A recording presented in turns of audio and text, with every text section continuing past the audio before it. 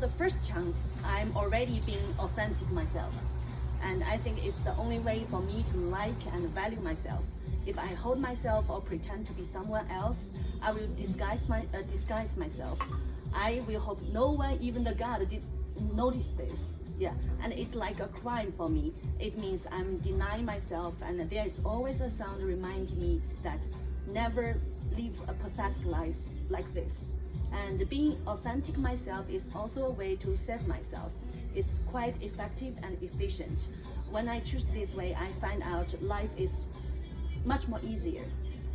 When I wore many masks, I had to be really good at memorizing.